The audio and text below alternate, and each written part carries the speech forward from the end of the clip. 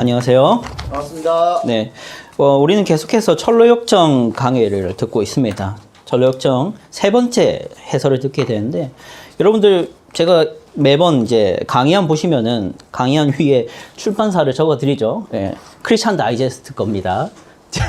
계속 이거를 보여드린 이유는 직접 사시라 라는 얘기를 돌려서 얘기하는 거긴 합니다. 여러분들이 사라는 거, 그러니까 무조건 사라는 건 아니에요. 그러니까 제가 이제 매번 강의안이나 거기에다가 이제 일일이 타이핑을 이제 책 내용을 이제 해오긴 하는데, 그게 이제 귀찮으니까 여러분들이 직접 좀 봐라 이런 게 아니라 그런 게 아니라 직접 보면 더 유익이 있다라는 의미에서 이제 추천드리는 겁니다. 예, 그래서 이 책이에요, 이 책. 예, 이 책. 크리스찬 다이제스트 철로역정입니다. 정말 재미없게 생겼는데 읽어보면은 정말 탁월한 책입니다. 한 신앙인이 신앙생활을 어떻게 시작하게 되고, 어떤 과정에서 어떤 공격들이 있고, 어떤 공격 속에 나는 이렇게 넘어지고 저렇게 넘어지고 있다라는 것을 이렇게 시각적으로 보여준 책이거든요. 우리가 우리의 영적 상태를 시각적으로 볼 수는 없지 않습니까? 우리가 내가 어떤 상태에 있고 어떤 수준에 있는지. 하지만 이 철로역정을 보면은, 내가 지금 이 경험을 하고 있구나 하는 것들을 볼 수 있고, 그걸 볼 때마다 어떤 유익이 있냐면은, 이제 안심도 됩니다. 내가 지금 여정을 걷고 있는 게 맞구나 하는 안심도 되는 것이죠. 그래서 여러분들 이 책 꼭 추천드립니다. 우리는 지금 어느 지점의 주제를 다루고 있냐면은, 이제 여정을 시작한 지점에 율법을 갓 깨달은 사람의 상태를 보고 있습니다. 지금은 이제 세 번째 장인데요. 여러분들 본문을 좀 같이 보셨으면 하는데, 강의안 한번 보세요. 강의안. 여러분 강의안 다 가지고 계시죠? 강의안 맨 위에 2장 8절이 있습니다. 2장 8절 같이 읽어보겠습니다. 시작. 누가 철학과 헛된 속임수로 너희를 사로잡을까 주의하라. 이것은 사람의 전통과 세상의 초등학문을 따름이요 그리스도를 따름이 아니니라. 아멘. 그리고 요한 1서 1장 10절입니다. 만일 우리가 범죄하지 아니하였다 하면 하나님을 거짓말하는 이로 또한 그 말씀이 우리의 속에 알지 아니하리라. 이 두 말씀을 제가 가져온 이유가, 지금 율법을 읽고 무거운 짐을 진 뒤에, 그러니까 죄책이죠. 죄책을 진 사람이 이제 죄를 해결하기 위해서 여정을 출발했습니다. 자, 그런데 그 죄책을 진 사람에게 오는 유혹과 공격이 있어요. 율법을 통해서 하나님의 진노를 깨닫고 죄를 깨달은 사람에게 즉각 오는 오류와 유혹들이 있다고요. 그 유혹이 무엇이냐 했을 때, 오늘 골로새서 2장 8절에 누가 철학과 헛된 속임수로 너희를 사로잡을까 주의하라 라는 경고로 지금 주어지고 있는 것입니다. 그런데 어떤 공격 방식이라고 나와 있냐면 2장 8절 한번 보세요. 사람의 전통과 세상의 초등학문을 수단으로 하는 방식의 공격입니다. 다시 한번 말씀드릴게요. 사람의 전통과 세상의 초등학문을 수단으로 한 방식의 공격이 있다라는 겁니다. 사람의 전통이 뭐냐? 사람의 전통, 교양, 예의, 범절, 상식과 같은 것들, 그것이 바로 사람의 전통이고요. 초등학문이라는 말은 원어로 하면은 기본적인 기초 원리, 기본 원리라는 의미인데, 상식을 말합니다. 상식. 여러분이 살아가는 상식, 세상 상식. 그 세상 상식을 수단으로 해서 여러분의 죄책을 이제 왜곡되게 만들고 공격하는 시험들이 있다는 것입니다. 목적이 뭐냐 했을 때 요한 1서 1장 10절이라는 거예요. 제가 그래서 요한 1서 1장 10절을 보여드린 겁니다. 어떤 목적이냐? 함께 보죠. 율법으로 말미암는 그 죄책을 없앱니다. 그러니까 우리가 범죄하지 아니했다라는 목적을 이루고 싶어 해요. 다르게 말해서, 내가 율법을 보고 난 죄인이구나 하는 죄책을 느꼈어요. 자, 그러면 우리에게 즉각적으로 오는 유혹은 그런데 나는 이렇게 봤을 때는 죄인이 아닌 것 같은데 하는 그런 유혹과 공격이 바로 온다고요. 내가 죄인이라는 사실을 깨달은 즉시 오는 공격이 나는 죄인이 아닌데 라는 공격이라는 겁니다. 그래서 우리가 범죄하지 아니하였다 한다는 것이죠. 근데 내가 범죄하지 아니하였다 하면은 누구를 거짓말하는 이로 만드는 거라고요? 하나님을. 왜? 하나님은 우리를 뭐라고 하니까? 죄인이라 하고 있으니까. 자, 여기까지 본문에 대해서 좀 설명드렸습니다. 이 본문을 가지고 오늘 철로역정의 내용을 해설하도록 할게요. 오늘 철로역정 3장의 내용이 바로 이 공격에 대한 얘기들입니다. 자, 지난주 복습을 좀 해야겠죠. 지난주 복습. 새로 오신 분들도 있고 지난주에 못 들은 분들도 혹시 있으니까 지난주 복습을 꼭 해야 오늘 내용을 좀 살필 수 있을 것 같습니다. 자, 강의 한번 보시면 지난주 복습 철로역정 1부 2장이었습니다. 크리스찬이 순례를 시작하죠. 작은 1번 같이 읽어봅시다. 시작. 멸망의 도성을 벗어나 순례의 길을 떠나는 크리스찬. 그 내용은 무엇이냐면 이제 책을 읽었어요. 크리스찬이 책을 읽었습니다. 어떤 책이죠? 율법입니다. 성경이지만 정확하게는 율법입니다. 그는 율법을 통해서 하나님의 계명이 무엇이고 하나님이 우리에게 명령하신 게 무엇인지 알았어요. 그리고 그 명령을 본 즉시 그 사람은 정죄를 당합니다. 아, 나는 그렇게 안 살고 있다. 나는 하나님의 계명과 율법에 비춰봤을 때 나는 죄인이다 하는 정죄를 당했습니다. 그래서 그는 무거운 짐을 지기 시작하죠. 하나님의 진노라는. 그러면서 그는 괴로워합니다. 그래서 이웃들한테 얘기하죠. 여보, 당신, 아들아, 자녀야, 내 이웃들아 들어봐라. 나는 죄인이다. 나는 죄책을 지고 있다. 했더니 이웃들이 어떻게 반응하죠? 오, 맞습니다 라고 반응합니까? 아니죠. 너는 미쳤구나 반응합니다. 그래서 그는 결국 거기서 더 이상 살지 못하고 도망을 쳐야 되겠다는 생각을 하죠. 왜? 하나님의 진노가 이곳에 임할 것을 알기 때문에. 그는 죄책 때문에 하나님의 진노를 인식했어요.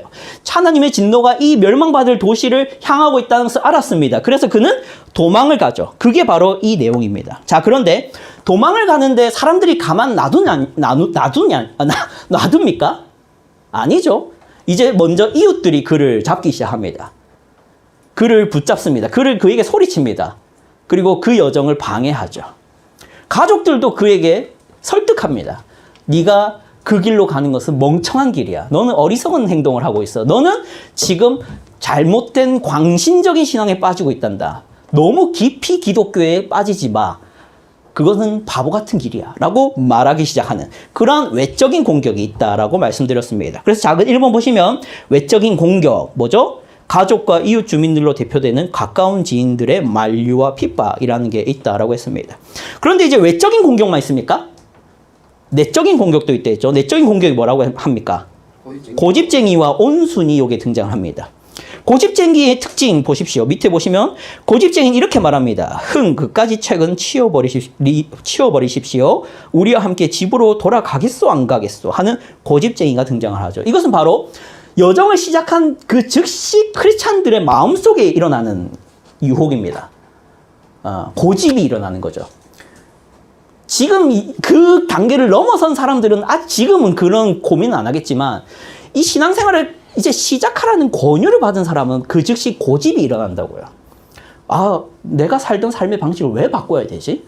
난 주일마다 테니스를 치고 있는 삶을 살았는데 내가 왜 이 테니스, 이 비싼 돈 주고 끄는 이 테니스를 이제 안 다녀야 되지? 왜 내가 주일을 성수해야 될까? 나는 내 삶을 바꿀 마음이 없어 하는 고집과 유혹이 생긴다는 거죠. 이러한 공격은 아주 쉽습니다. 아주 간단하죠. 근데 고집쟁이의 특징도 말했고 고집쟁이의 공격도 말했는데 넘어가고요. 온순이라는 공격도 있다 했습니다. 사람 마음에 온순한 마음이 듭니다. 그 온순한 마음은 어떤 것이죠? 2번, 작은 2번에 2 보시면 온순 옆에 가로하고 뭐라고 했습니까? 유연한, 수능적인이라고 되어 있죠.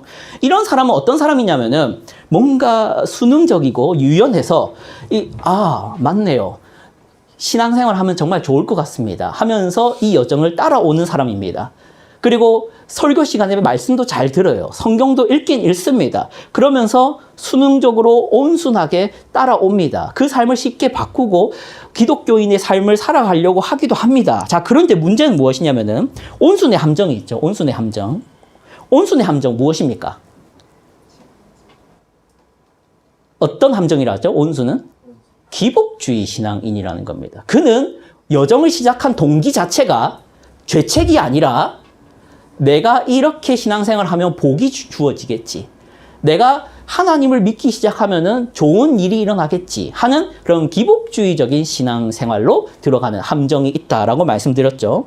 그리고 마지막으로 2번에 3 보시면은 무거운 짐진 자 크리스찬에 대해서 말씀을 드렸습니다. 크리스찬은 어떻게 행동을 하죠? 우리 이거 한 단락인데 같이 읽어봅시다. 시작. 이렇게 말하면서 온순 씨는 필사적으로 호적거리다가 마침내 그의 집 가까운 쪽에 있는 늪가로 기어 올랐다.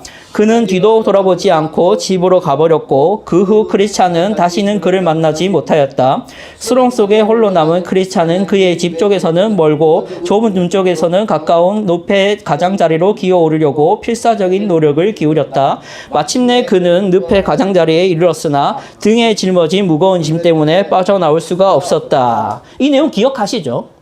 온수는 고난을 경험하는 그 즉시 다시 예전 삶으로 돌아가요. 기복주의 신앙생활이었기 때문이죠. 하지만 죄책으로 신앙생활을 시작한 크리스찬은 다시는 그 멸망받을 도시로는 돌아갈 수가 없어서 계속 더 앞으로만 향하게 됩니다. 그래서 그는 빠져나올 수가 없었다. 이 얘기죠. 그래서 결론이 무엇이었냐? 지금 복습을 빨리 끝내야 되는데 결론이 무엇이었느냐? 율법을 올바로 읽고 하나님의 진노를 올바로 인식함으로 죄책으로 신앙생활을 올바로 시작한 사람은 다시 세상으로 돌아가지 않는다는 거였습니다. 다시 세상으로 쉽게 못 돌아간다는 겁니다. 그는 죄책 가운데 이 죄를 어떻게 하면 해결할지만 고민을 하는 사람이었어요. 자, 여기까지 이제 순례의 시작을 한 크리스찬에 대해서 복습을 했고요. 이제 오늘 내용이 무엇이냐? 천로역정 1부 3장인데요. 크리스찬이 여정을 시작한 그 즉시 세속현자가 등장합니다. 세속현자가. 작은 1번, 세속현자와 현세의 정책, 크리스찬에 대한 묘사 내용이 나와요. 우리 혜린이가 한번 읽어주세요. 크리스찬이 마주친 그 신사의 이름은 세속현자였다. 이 신사가 살고 있는 곳은 현세의 정책이라는 상당히 커다란 도시였는데 크리스찬이 살던 도시와 가까운 거리에 있었다. 세속현자는 그의 걸음걸이가 몹시 피곤하게 보일 뿐만 아니라 한숨과 신음과 고뇌의 표정으로 보아 그가 크리스찬일 거라고 짐작하고 그에게 다가가 말을 걸기 시작했다. 이 내용에 인물들이 등장하고 있고 상황이 나오고 있는데 관찰을 좀 해봅시다. 자, 세속현자. 세속현자는 어떤 사람처럼 보이고 있죠? 내용을 보시면은 맞춰보세요. 세속현자는 지금 어떤 모습으로 보이고 있죠? 신사로 보이고 있습니다. 신사가 뭔가요? 영어로는 뭐죠? 이게 젠틀맨이라고 되어 있어요. 신사의 정의를 보면은 교양 있는 사람, 예의를 갖춘 사람. 유럽에서는 당시에 명문가의 자제 혹은 상류층의 의미를 가졌다고 합니다. 그러니까 지금 세속현자는 사람들 눈에 교양과 예의를 갖추고 명문가의 상류층처럼 보이고 있다는 겁니다. 그리고 현세의 정책이라는 도시가 있어요. 이 신사가 현세의 정책이라는 도시에 살고 있는데 이 도시의 특징을 좀 보시면은 첫 번째 어떤 특징을 가지죠? 이 영어 읽을 줄 알죠? 영어가 뭡니까? 카날 폴리시입니다. 이 카날이 뭐냐면은 육체입니다. 육체. 그러니까 현세의 정책이라 되어 있는데 정확하게는 육체의 정책이라는 이름입니다. 그리고 이 도시의 특징은 뭐라고 설명되고 있죠? 한 줄만 나와요. 이 도시에 대해 설명이.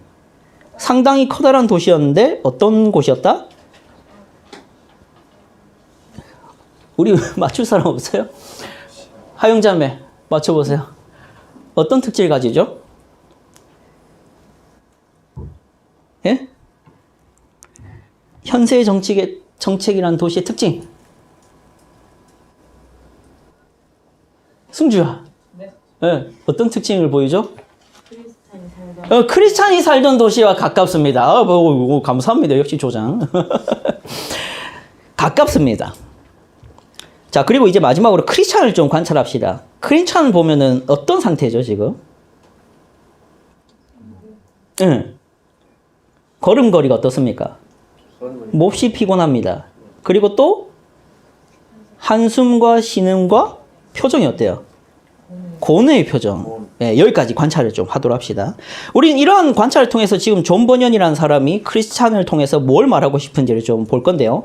작은 2번 봅시다. 같이 읽어보죠. 시작. 세속현자와 현세의 정책 도시에 대한 묘사를 통해 발견할 수 있는 유혹의 성격이 있습니다. 첫 번째는 무엇이냐면 세속현자는 사람 눈에 좋게 괜찮게 보이고 있다는 겁니다. 교양 있고 예의 있는 그러한 사람으로 보이는 게 바로 세속현자라는 거예요. 근데 지금 이 세속현자는 사람을 말하는 게 아니죠. 정확하게는 풍류니까. 세상의 지혜를 말하는 거예요. 세상의 지혜는 사람 눈에 좋게 보이고 예의 있고 교양 있게 보인다는 겁니다.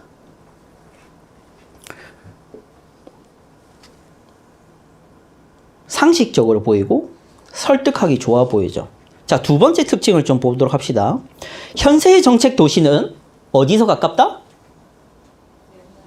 옛날에 크리스찬이 살던 도시에서 가깝다라는 특징을 가집니다. 그러면 현세의 정책이라는 도시가 가깝다는 것은 뭐냐면 여러분이 신앙생활을 시작한 지 얼마 안 됐을 때의 위험이 무엇이냐면 여러분에게는 아직 성경의 원리보다는 육체의 정책이라는 원리가 더 가까운 상태에 있다는 거예요. 그러니까 신앙생활이 얼마 되지 않은 사람이 가장 큰 위험이라면 여전히 사고방식이 세속적입니다. 예. 그러니까 비난하려는 게 아니라 당연하다는 거예요. 여러분이 지금 여러분이라고 하진 않겠습니다. 여러분 중에 다 다르니까. 하지만 아직 신앙생활을 출발한 지 얼마 안 된 사람은 그 생각과 사고방식과 구조가 아직도 성경적인 구조가 아니라 세상의 원리와 이치를 따를 가능성이 높은 상태에 있다는 것을 생각하고 있어야 됩니다. 자, 이렇게 보면은 우리는 이런 얘기를 좀 해볼 수 있을 것 같아요. 자, 여러분 이제 앞에 보시면 됩니다. 강의는 안 보셔도 돼요. 첫 번째로 이런 게 있어요. 신앙생활, 그러니까 율법을 보면서 나에겐 죄책이 있구나 하는 가운데 무거운 짐을 졌습니다. 그리고 이 무거운 짐은 당연히 어떻게 하면 내가 이 죄책을 해결할 수 있을까 하는 고민을 하게 되겠죠. 그리고 어떻게 하면 이 죄책을 해결할 수 있을까 했을 때 우리는 당연히 신앙생활을 하기 시작합니다. 그렇죠? 그럼 신앙생활을 시작을 했는데 여전히 생각은 어떻다고요? 세속현자라고요. 여전히 우리의 사고방식과 가치관과 철학은 세상적입니다.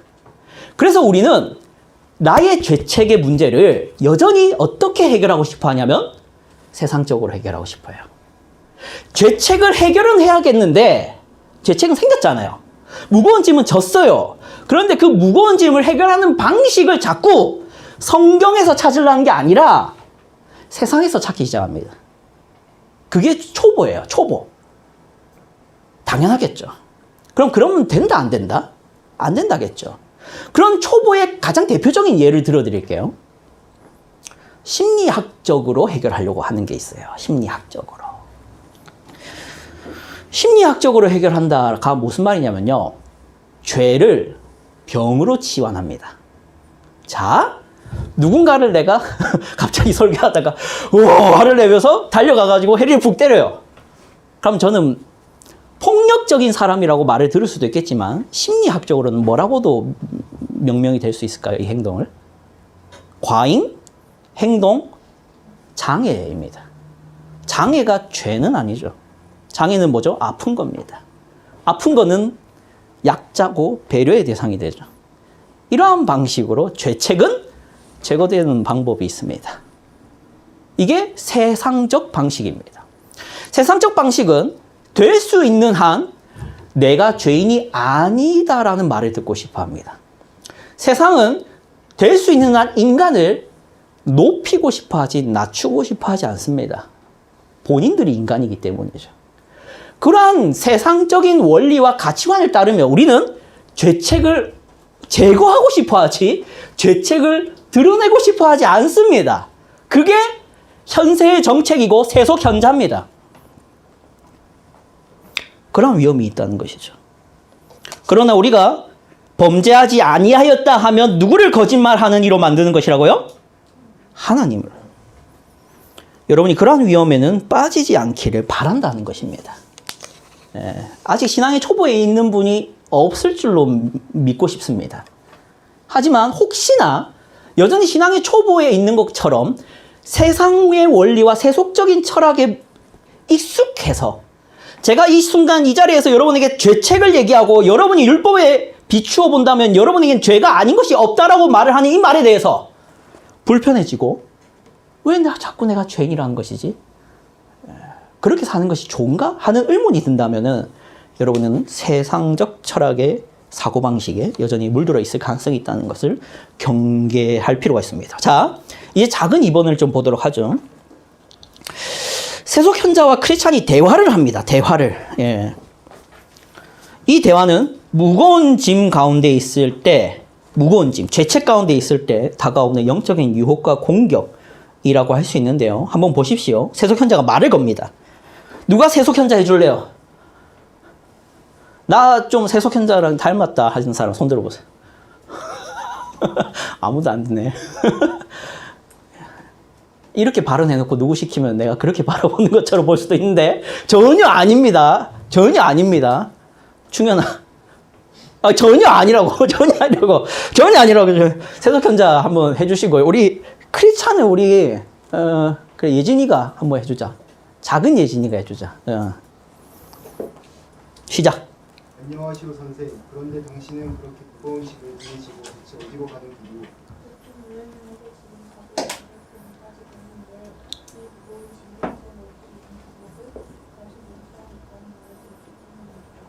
당신에겐 아내와 자식들이 있습니까?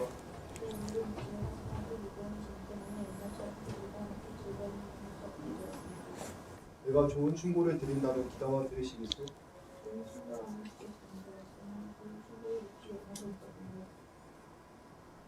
우선 한시 바삐 그 무거운 짐을 벗어버리시오. 짐을 벗어버리기 전까지는 결코 마음의 안정을 얻지 못할 것이며 하나님이 당신에게 베푸시는 축복의 은혜도 기쁜 마음으로 누리지 못할 것입니다. 이 무거운 짐을 벗어던지는 것이 바로 나의 소망입니다. 하지만 혼자 입으로는 벗어버릴 수가 없어요. 또한 고향에서도 나의 무거운 짐을 벗겨줄 수 있는 사람이 아무도 없었지. 그렇기 때문에 내가 이미 당신에게 말씀드린 바와 같이 이 짐을 벗기기 지금 길을 걷고 있는 중입니다. 이 길로 가면 짐을 벗을 수 있다고 말해준 사람이 누굽니까? 요아기야 그리고 그의 이름은 전도자라고 합니다. 나는 그 사람의 충고를 비난하지 않을 수 없군요. 아마 그가 당신에게 가르쳐준 방법은 세상에서 가장 위험하고 어려운 방법일 거예요. 만일 당신이 그의 방법을 따르고자 한다면 앞으로 어렵고 위험한 고비들을 수없이 겪게 될 겁니다. 지금은 시작에 불과합니다. 나는 당신보다 더 나이가 많고 경험도 더 많습니다. 내 말에 귀 기울이시오. 이 길에는 수많은 고통이 깔려 있습니다. 자, 그러니 생전 처음 보는 낯선 사람의 위험한 조언을 듣지 말기 바랍니다. 선생님은 사실은 지금 말해주신 모든 진짜 있는 내용이지만 무엇인 이 무거운 짐이 예전에 그렇게 무겁습니다. 만일 이 무거운 짐들이 벗어질 수 있다면 우리와의 인생이 구원할 수 있다면 도중에 어떤 고통과 어려움을 겪게 될지라도 나는 두려워하지 않을 것입니다. 처음에 어떻게 해서 그 무거운 짐을 지게 되었습니까? 내 손에 들고 있는 기치를 흘리는 것입니다. 네, 아유, 감사합니다. 자, 이제 관찰을 좀 해보도록 하죠. 지금 뭐 전도자가 앞에 1장에 나왔었어요. 전도자 혹은 크리스찬과 지금 세속 현자의 이 시각 차이가 좀 발견되고 있는데요. 질문 주제에서 차이가 먼저 일어납니다. 전도자는 무엇을 질문했었냐면은 여러분은 읽지 못했지만 그냥 제가 말씀드릴게요. 전도자는 크리스찬에게 나타났을 때 이 죄를 해결하는 방식을 말해줄 때 가족에 대해서 질문한 적이 없습니다. 당신 아내랑 아이들 냅두고 어디 가려 하느냐라는 질문을 하진 않았습니다. 그렇죠? 근데 지금 세속 환자가 뭐라고 먼저 질문합니까? 당신에게는 아내와 자식들이 있습니까? 이거 왜 질문할까요? 왜 세속 현자는 크리스찬에게 이런 질문을 던질까요? 이것은 아주 교묘한 부분입니다. 세속 현자의 아까 모습은 어떠하다 했죠? 뭐와 같다 했죠? 신사. 신사는 어떤 사람이라고요? 교양이 있고 예의가 있는 사람입니다. 교양이 있고 예의가 있는 사람의 관심사는 뭘까요? 교양과 예의입니다. 상식이고 윤리입니다. 그 사람이 죄책으로 말미암아 죄의 문제를 해결하려고 발버둥 치는 사람에게 계속 말하는 게 뭐냐면 너 아이 납두고 어디가? 너 아내 납두고 어디가? 하는 인간적 인정과 도리의 문제를 꺼냅니다. 인간적 도리와 인정의 문제입니다. 물론 중요하죠. 아내 중요하고 가족 중요합니다. 하지만 지금 크리스찬은 그 죄책과 무거운 짐 때문에 괴로워하고 있습니다. 그런 그에게 이런 질문을 왜 던지는 겁니까? 근데 이것은 타인을 말하는 게 아니라 여러분 내면에서 일어나는 겁니다. 여러분 내면에서 일어나는 인간적 도리와 인정의 유혹과 함정, 그러한 여러분의 시험 들게 할 만한 생각들이 늘 있습니다. 물론 당시에 이 신앙의 초보에서는 그 말에 정말 크게 흔들립니다. 그렇지, 내가 가족이 있는데, 아내가 있는데, 내 친구들이 저기 있는데 내가 지금 여기서 뭐 하는 거지? 이 시간에 내가 친구들과 시간을 보내야 되고, 약속을 지켜야 되고, 내가 사랑하는 사람과 함께 있어야 되고, 내 가족과 함께 시간을 보내야 되는데 내가 지금 예배나 드리고 있다니 정말로 한심해 라는 유혹이 온다고요. 그게 세속현자의 첫 번째 방식입니다. 그럼 대답에도 차이가 있죠. 대답의 차이는 무엇이냐면, 전도자는 말하는 내내 성경 구절을 얘기합니다. 그러니까 성경 구절을 근거로 해서 대화를 하고 있어요. 근데 이 세속현자를 아까 대화 요 보시면은 성경 구절 등장합니까? 성경 구절 하나도 등장 안 합니다. 여러분이 책을 보시면 전도자가 처음 나타났을 때 이 길로 가십시오라고 말할 때는 성경 구절을 내에 언급해요, 전도자는. 근데 세속현자는 구절이 하나도 등장 안 합니다. 왜 그럴까요? 그의 말들은 성경에 근거한 게 아니라 세상 원리에 근거하고 있기 때문이에요. 여기서 우리가 생각해 볼 것은 이것입니다. 여러분이 누군가의 조언을 귀 기울여 듣고 있는지 모르겠습니다. 여러분이 혹은 여러분 자신의 생각에 귀를 기울인 사람일 수도 있을 것 같습니다. 자, 그런데 어떤 본문에서 그러한 생각을 하십니까? 그 사람의 말이 어떤 성경적 근거길래 왜 여러분은 그 사람의 말에 귀를 기울이고 있습니까? 여러분이 듣는 조언 뭐가 있겠나요? 학교 선생님. 아, 그건 너무 중고등부 같나? 친구, 부모님, 스타 강사, SNS, 유튜브. 그 사람들이 어떤 성경의 각주를 달고 여러분에게 말하고 있나요? 아니죠. 그런데 왜 그렇게 권위를 인정해주고 계십니까? 여러분의 생각에 대해서도 얘기해 봅시다. 나는 하나님이 이렇다고 생각해. 제가 상담을 참 많이 하는데요. 여러분 말고 밖으로도 외부로도 많이 합니다. 그럼 대화를 하면은 고민이 있대요. 아, 고민이 있습니까? 뭔데요? 들어보면 별거 아니에요. 그래서 제가 하나님은 이런 분입니다. 그러니 그렇게 고민하지 마십시오 라고 말을 해주는데, 제가 생각하는 하나님이랑 좀 다른 것 같습니다, 전도사님. 왜? 제가 생각하는 하나님은 이런 분이십니다. 근데 왜 이렇게 자꾸 말씀하시죠? 근거가 뭔데요? 없습니다. 상상을 합니다. 신앙을 상상하고, 가치를 상상하고, 인생을 상상하고, 성공을 상상합니다. 행복을 상상합니다. 뭐가 행복인지, 뭐가 성공인지, 뭐가 기쁨인지, 뭐가 구원인지 근거가 없고 성경적인 이유가 없습니다. 그런데 내가 그렇다고 생각하는 겁니다. 그게 세속현자죠. 세 번째, 시기에 있어서 차이가 있습니다. 시기에 있어서 어떤 차이가 있냐면, 이 무거운 짐을 벗어 던지는 데 있어서 세속현자는 좀 보십시오. 이 내용에 보시면은 충고를 하겠다 하면서 뭐라고 얘기하죠? 무거운 짐을 어떻게 하라 합니까? 위에서 5번째 있죠? 무거운 짐을 어떻게 하라 하죠? 어떻게? 한시바삐. 한시바삐. 한시바삐가 뭡니까? 지금 당장 벗어라 입니다. 지금 벗어라입니다. 근데 전도자는, 여러분 1장 보셔요. 책 사서 1장 보세요. 나만 압니다. 부럽죠? 지금 벗어란 말을 절대 안 합니다. 뭐라고 하느냐? 무겁습니까? 죄책이 힘듭니까? 좁은 문으로 일단 가십시오. 거기로 가보십시오. 거기에 해결책이 있습니다. 라고 말하지, 지금 벗으십시오 라고 말 안 합니다. 왜? 죄책의 유익은 하나님께 인도되는 거예요. 무거운 짐은 하나님께 나아가게 만드는 유익이 있습니다. 무거운 짐과 죄책은 하나님을 붙들게 만들고 예수 그리스도를 바라보게 만드는 유익이 있습니다. 그런데 세속현자는 자꾸 뭐라 하죠? 지금 벗어. 그게 뭐가 중요해? 너가 힘든 거잖아. 너가 괴로운 거잖아. 왜 그런 괴로운 걸 왜 지고 있어? 너 마음만 힘들게, 심란하게. 그렇게 말하고 있잖아요. 내용을 보세요. 우선 한시바삐 그 무거운 짐을 벗어버리십시오. 짐을 벗어버리기 전까지는 결코 마음이 안정을 얻지 못할 것이며 기쁜 마음으로 그 하나님의 은혜를 누리지 못할 겁니다. 네 마음이 중요하다. 네 마음이 편한 게 중요하고 네 마음이 불편한 거는 나쁜 것이다. 그러니까 괜히 죄책감 가지고 괜히 죄를 묵상하면서 죄 가운데 있지 마라. 지금 벗어라. 죄책이 뭔지 모르는 소리죠. 하나님이 율법을 통해서 우리에게 죄책을 느끼게 하는 이유는 나를 죄인 만들어서 나를 괴롭히려는 게 아니라 그러니 나에게 오렴입니다. 그러니 내가 필요한 줄 알아라. 그러니 내가 너희를 용서하겠으니 제발 이제는 그 무게를 알고 나에게 와서 용서를 받아라.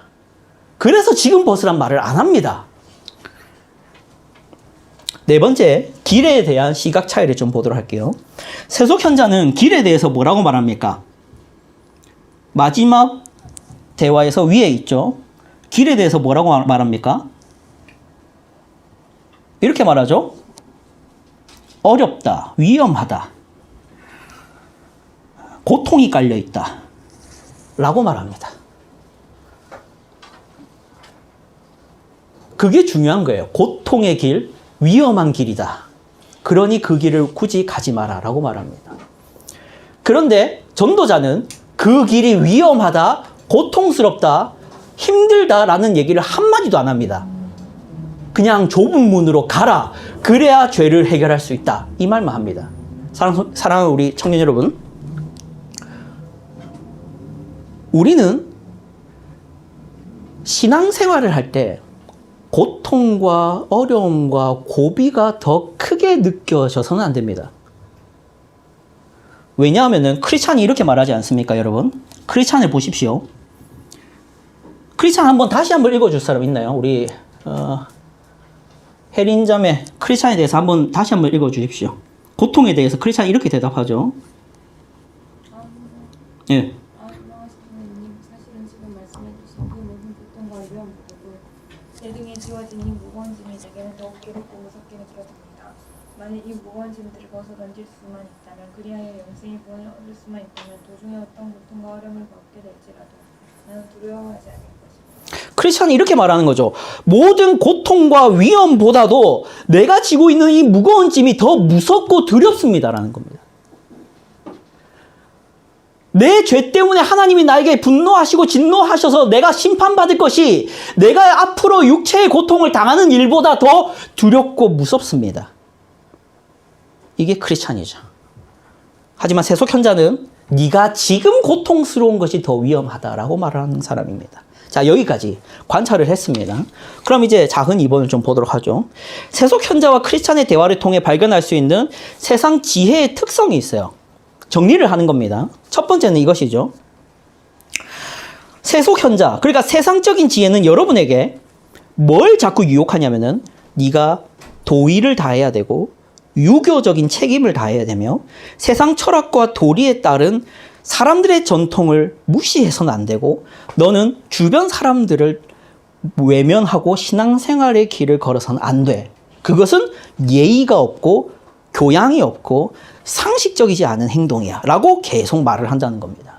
그래서 신앙생활 하시는 분들 중에는 세속현자에게 완전히 빙의된 신앙인들도 있어요. 그래서 이 사람들은 자꾸 이럽니다. 조금만 신앙생활 좀 열심히 한다고 주일날 안 빠지고 주일날 안 빠지고 계속 나오고 수능 공부는 좀 대충 하는 애들을 보면은 이런 사람은 세속현자에 물든 사람은 쳐다보면서 쟤는 왜 저리 종교에 미쳐서는 지금 수능 공부할 시기인데 예배당에 나와 있냐? 라는 말까지도 합니다. 그게 상식이니까. 또 이런 사람도 있습니다. 아니, 이 사람은 지금 신앙생활을 해야 될 때가 아니라 엄마 곁에서, 아빠 곁에서 자녀를 잘 챙기고 가족과 함께 보내야 되는데 왜 저렇게까지 교회를 섬기지? 라는 말을 합니다. 그런 사람 진짜 있습니다. 그래서 적당주의에 빠지죠. 적당히 하면 된다라는 생각까지 하는 그리스도인들이 있습니다.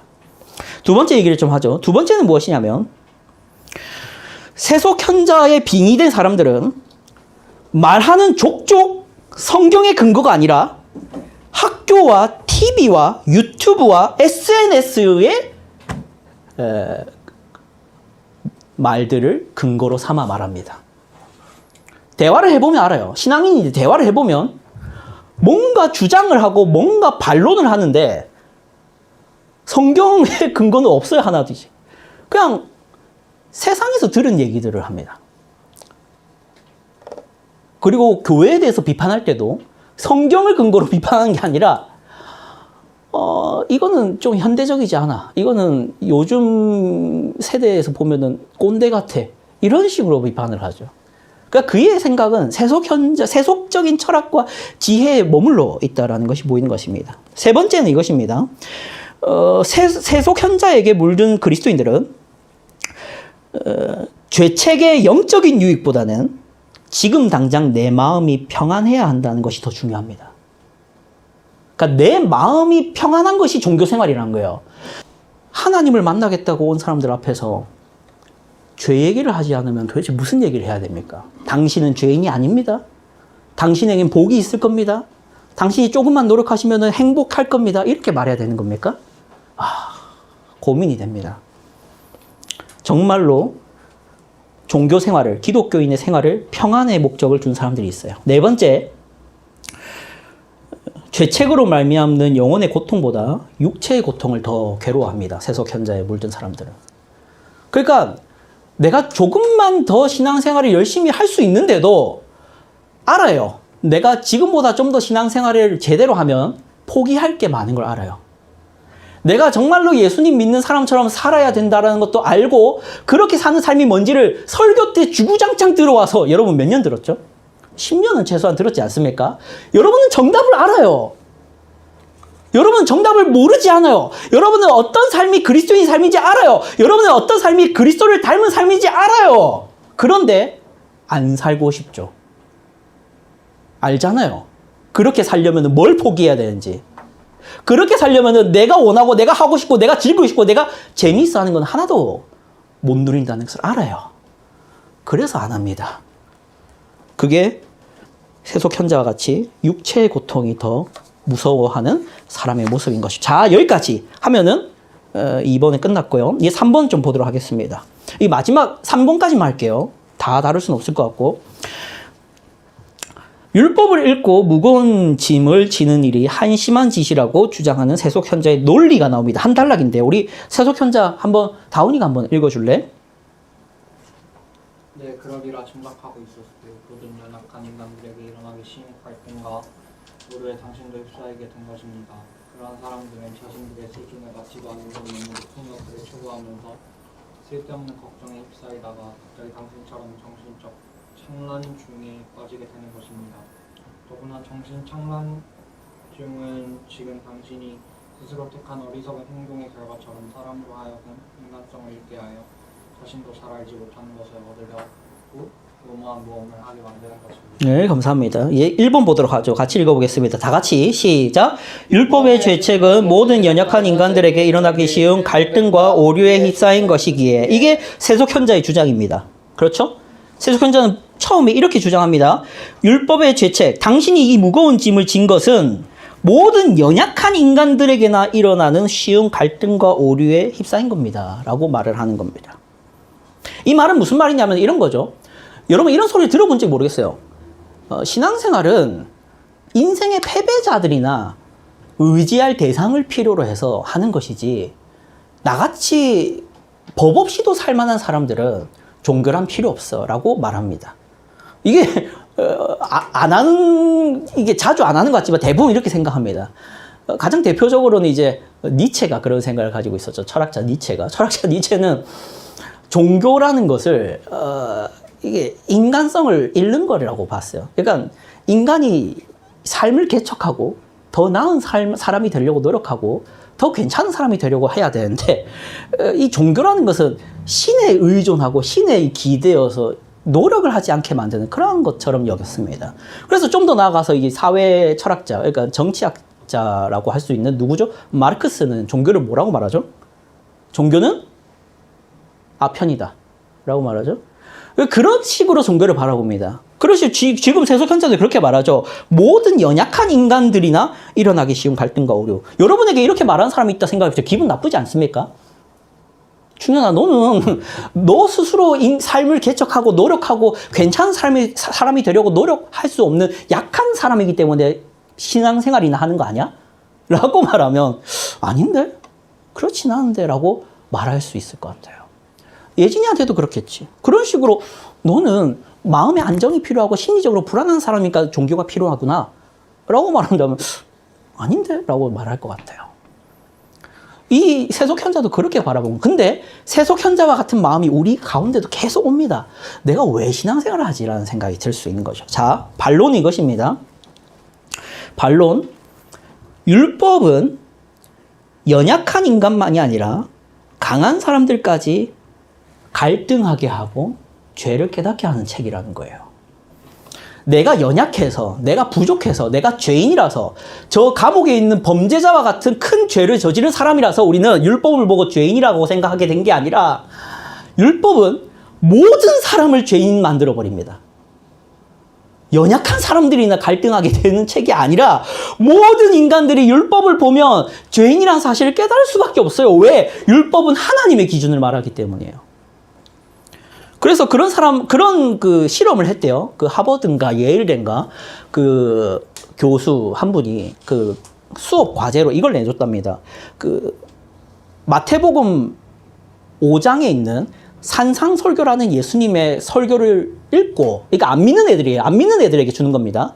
읽고 그것이 어떤 가치를 가졌는지 논해보시오라는 과제를 줬어요.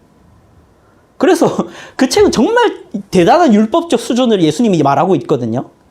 그거를 하루 지나서 이제 과제를 해왔는데 학생들이 하나같이 뭐라고 말을 하냐면은 이거는 인간이 지킬 수 없는 명령입니다. 어떤 명령들이 있을까요? 산상설교에는 내 원수가 내 오른뺨을 치거든 뭘 돌려대라? 왼뺨 돌려대라. 내 원수가 너에게 속옷을 달라 하거든 뭐까지 줘라? 겉옷까지 줘라. 그거를 읽고 난 다음에 하버드 맞겠죠? 하버드 다니는 학생들이 과제를 이거는 인간이 지킬 수 없도록 준 명령이다라고 얘기해요. 맞습니다. 그게 사실이에요. 연약한 사람들이나 율법을 보고 죄인이라고 깨닫고 하나님을 의지하게 된 게 아닙니다. 모든 사람은 율법을 보면 죄를 깨닫게 돼 있어요. 하나님은 결코 인간이 지킬 수 없는 명령을 하고 있기 때문이죠. 그래서 이런 주장입니다. 율법을 읽으면 정서적으로 유약하고 약한 사람들이나 깨닫게 되고 강한 자는 죄를 깨닫지 못하는 게 아닙니다. 모든 사람이 율법을 통해 죄를 깨닫게 되는 것이죠. 작은 2번 이제 볼게요. 율법의 죄책은 자신들의 수준에 맞지도 않는 너무 높은 것들을 추구하는 일이다 라고 세속현자가 말을 하죠. 반론은 이것입니다. 율법은 사람이 지킬 수 없는 높은 수준의 삶이 있다는 것을 말하려는 게 아니라 사람이 죄로 말미암아 너무나도 낮아졌다라는 것을 얘기하고 싶어 하는 겁니다. 헷갈리죠? 다시 한번 말할게요. 율법은 하나님이 지킬 수 없는 높은 수준을 말하고 싶어서 기록한 게 아니라 너희가 원래는 그런 수준에 있었는데 너희가 지금은 너무 낮아진 수준에 있다라는 것을 드러내려는 게 목적이라는 거예요. 지금 세속현자는 자꾸 이렇게 말하죠. 인간이 지킬 수 없는 수준의 그런 높은 것을 보고 이상한 착각에 빠졌다라고 말을 하는 겁니다. 그런데 그게 아니라 율법은 저와 여러분이 그리고 혜린자매, 하영자매, 민정자매, 은배 형제 그리고 예진, 큰 예친 그리고 승주까지도 원래는 지킬 수 있었던 수준이고 인간은 원래 그걸 할 수 있었어야 했는데 너희가 지금은 죄로 말미암아 부패해서 못하는구나. 이거를 드러내고 싶어 하는 겁니다. 그러니까 높은 걸 말하고자 한 게 아니라 원래는 인간이 그러해야 됐다는 얘기를 하는 것이란 거죠. 그런데 세속현자는 말도 안 되는 걸 자꾸 갖고 와서 억지로 죄책감 불러일으키려고 하지 마라. 이런 말을 하고 있다는 것입니다. 3번 볼게요. 율법의 죄책은 쓸데없는 걱정에 휩싸인 것이기에 라고 세속현자는 말합니다. 그렇죠. 여러분이 내가 왜 이런 죄책을 굳이 무릅써야 되는가 하는 생각이 들 수 있어요. 근데 반론은 이것입니다. 율법의 죄책은 쓸데없는 걱정을 하는 게 아니라 정말 중요한 것을 걱정하게 하는 것입니다. 율법의 죄책은 정말 중요한 것을 걱정하게 하는 일입니다. 왜 그러냐면 주장을 할게요. 율법은 창조주 하나님의 뜻과 시선을 인식하게 하는 신적인 지식을 말하고 있고, 사람들 눈에는 쓸데없는 걱정처럼 보일지 몰라도 하나님을 아는 사람들은 율법을 통해 정말 중요한 것을 걱정할 수 있게 되는 것입니다. 세상 사람들 눈에는 이제 쓸데없어 보이겠죠. 자, 그리고 4번 빨리 좀 넘어갈게요. 4번 같이 읽어볼게요.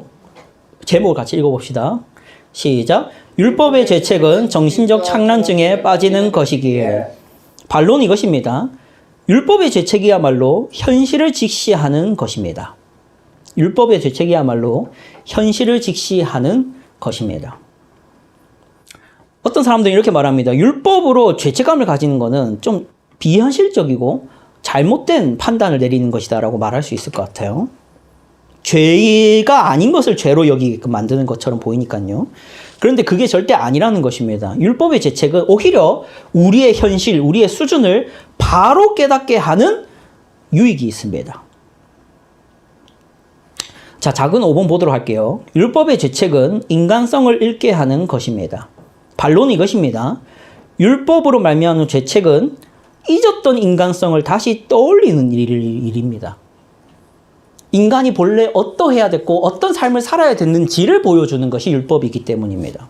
그러니까 인간성을 잃게 하는 게 아니라 오히려 인간성을 생각하게, 원래의 인간성을 생각하게 하는 것이죠.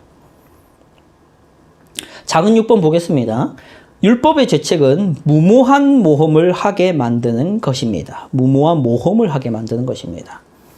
하지만 반론은 무엇이냐면 율법의 죄책은 모르는 상태가 가장 모험적인 상태입니다. 율법의 죄책을 모르는 상태가 가장 모험을 하는 상태라고요. 왜 그렇습니까? 사람은 태어나면서 모두가 죄인입니다.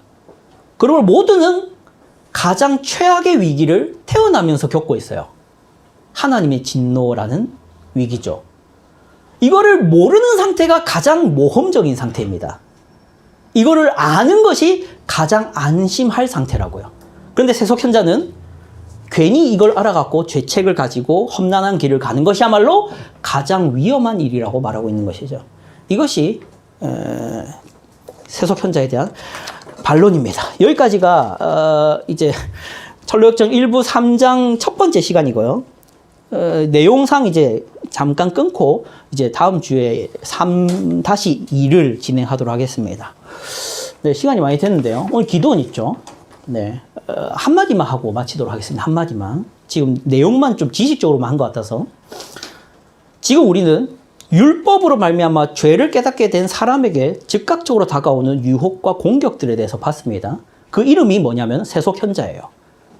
아직 우리가 세속적인 사고방식과 세상의 교양과 윤리와 예의라는 방식에 여전히 익숙하다 보니까 우리는 죄의 문제를 이런 식으로 생각하고 죄의 문제를 이런 식으로 없애고 싶어 합니다.